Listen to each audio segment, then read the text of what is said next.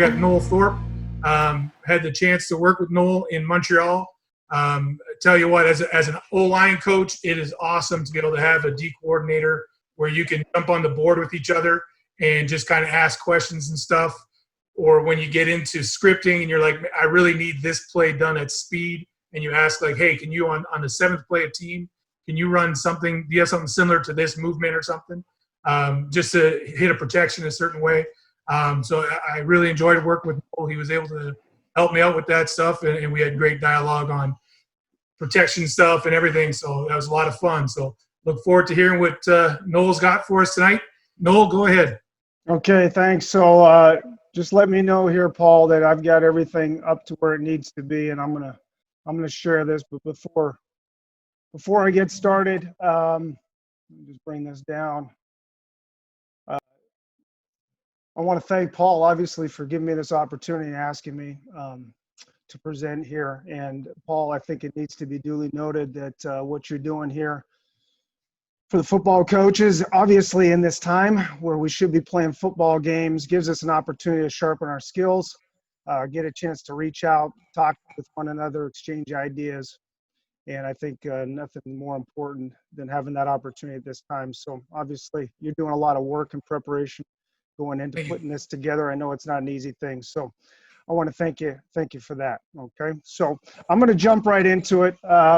I talked to Paul yesterday. I really asked Paul, I said, because I know he's put some roundtables out and got a real feel from the coaches, what they want to hear. And I really wanted to give them something more that they wanted to hear than necessarily what I wanted to present. Because sometimes, and I know I see Richie over there, sometimes as CFL coaches, maybe we don't share everything with you, okay? But I want to share, and I want to share some of the knowledge and things that I've learned over the course of the last 25 years and 17 in the CFL. I'm going to try and keep it basic. I know we're in a limited time frame here, and I know some questions will be coming up at the end of it. So I'm just gonna roll ahead here, and we're gonna go with it. But I got a couple things that I just want to hit you with first. Get you thinking about some stuff. So Paul, I'm going to hit share here. That's going to give me this.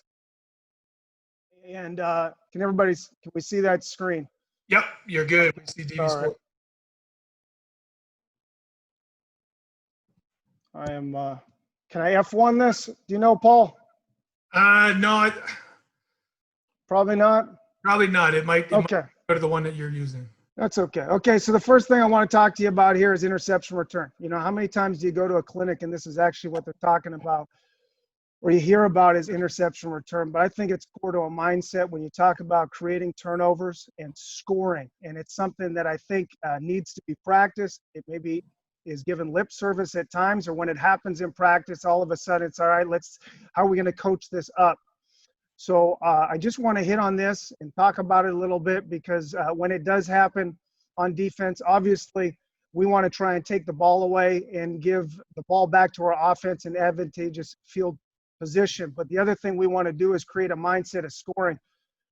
So possession is number one. There's no question about that. But how now are we going to return the football? So everybody needs to practice this. I think it's got to start early in training camp to create that mindset of we want to create big returns when we do intercept the football and/or we want to score. So how many times does this happen in practice? The ball is caught on the left hash, and all of a sudden, you know, your defensive back or linebackers return it all the way across the field. So, you know, this is something that's got to be a mindset. It's got to be ingrained. It's got to be muscle memory. Everybody has an understanding of where the ball is coming back. So that comes back to, we're going to lead up and return to the near sideline always, okay? And we always want to bring the ball to the wall. So even if the defensive back, whoever picked the ball off, isn't there, he's got an understanding of we are building a wall on that near sideline, okay? Another thing to remember is always block the intended receiver. I'm going to say 90% of the time it's the intended receiver is the guy that ends up making that tackle and saving a touchdown. So we want to block the intended receiver, and it's going to be the first man to that intended receiver is going to block him. Never bypass a block. Never bypass a block, and always work upfield. I say if a double stays a double, that means we'll take him out of bounds and we'll create more space for a returner. Our league has implemented no peel back blocks, and I think that's universal right now. So again, those big hits you used to see on the peel back blocks are no longer allowed. It's a safety issue, but we've got to be able to block those guys. So we want to do it by body position, really by shielding them, okay? We don't want that ball after a nice return or a score to come back because of a penalty. And the last thing is fit to finish blocks. Let's finish on the upfield shoulder. That should be the point of emphasis. We're going to work that outside armpit and finish on the upfield shoulder. Most of these guys on defense play special teams anyway, so they're going to have some background in kickoff and punt returns, so they're going to know how to leverage blocks and wheel and work their hips and work long arm and short arm. So again, this is some carryover here from a special team standpoint as far as returning, okay?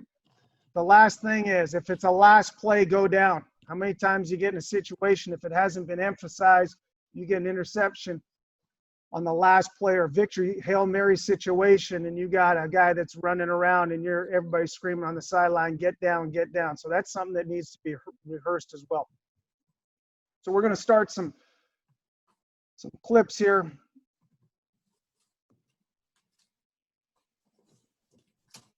If I can, let me just X out of this and see if we can get back in it. Okay. So I'm just going to let this thing run, and so we take a look at an interception return. Obviously, the play is made by our free safety here right on the goal line. And I want you to take a look. And everybody, you can see my pointer here, Paul? Yeah. Okay, good. So I want you to take a look, and again, we make the interception. Everybody has an understanding right now of getting toward the near sideline. This is going to be a near sideline return. Look at how fast this defensive back, this is a no celebration. This is actually a linebacker. And sometimes you're going to see what happens to defenders, the guys on defense, the first thing I want to do is celebrate. Well, you look at this linebacker here, first thing he does is snap his head around and gets in on that block. The second thing, you take a look at this DB, gets on that block, and now we're creating that wall to the sideline. Here's our defensive end, number 7, John Bowman. Look at how he fits this block right here and keeps working to the upfield shoulder, the touchdown shoulder. Right there. We get a nice return coming off the end zone. Again, this is something that's repped early in training camp, revisited throughout the season, and coached up when it happens in practice. We're going to take time to coach this up. When it happens in practice, you're going to see a nice block here, a nice lead up the sideline, a nice finish. 55, this was before the peel back blocks, but that's the intended receiver. That's the guy that 95% of the time is going to make that play. He ends up running him out of bounds.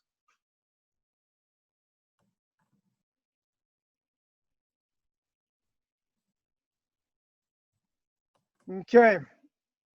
So we got an errant throw right here off pressure up the middle.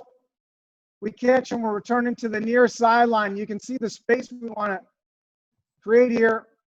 I know it's jumping around a little bit. Here you're going to see a good example of their celebration. Their celebration. And then it ends up being a little bit of, oh, shit. So let's get out in front and let's block. Look at, here we go. Now don't bypass that block right there. We're going to keep working to the upfield shoulder. And again, if we're going to make him miss, it'll be underneath and not over the top. But you can see right here how we're waiting on that block. And we've got, all we got to do is turn our eyes around. And I think we could have made that block right there. And it's clear sailing to the end zone. I'm just going to point out one guy here, 4-2, as he comes around. And look how he's working a fit and finish. Like to see a little bit more of that. And we got a late cut back there. So again, this is something even after this that we would spend some time coaching up. We don't have to give him and point him direction. He knows where he needs to go. Guys are still working, but again, I'd like to see right here us turning and fitting on that block right there. Even though he doesn't make the play, he forces that cutback. So we're going to take a look at this play. I'm actually going to fast forward to the end zone. You can see how much this should be a score play right here. Because when I pause it after the interception is made, and you're going to see right there off that cutback, I mean, that's all grass right here. So how does that happen?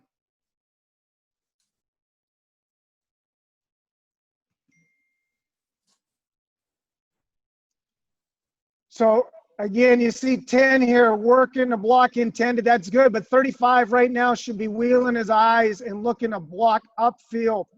We're a little late on that and causes a little bit of indecision by 48 coming in here.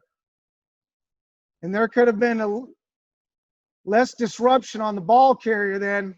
I think we would have had some more positive results. So of course we like this and we like possession and all that good stuff, but now we want to go score. So it's just how can we clean that up a little bit? I'll finish with the last one here.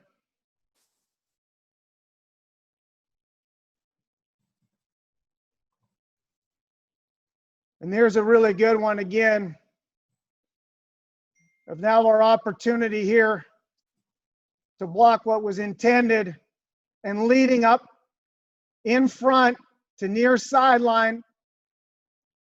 And there you take a look at this job right here. We got 2 white jerseys for 3 black jerseys. Those guys continue to work up and inside. We got a chance to score. Okay, so I just wanted to show you that. Again, it's something that I think can be emphasized and lead, obviously, to points and definite change of field position should you get the opportunity. Hey, Paul, it's Greg Marshall. I did have a question. Hey, Noel, how you doing? Hey, good, Greg. How are you? I jumped in late on your interception return drill there. My question is, what are you teaching? You know, I heard you say the most dangerous guy to make the tackle is the near receiver, right? Yeah. But because of the peel block or peel back rule now, that's a problem. So I didn't catch what you were saying about. Really, it's a body position block now. Shield that guy. Okay. You know, I mean, again, it comes back to the aggressiveness and the intent of the block.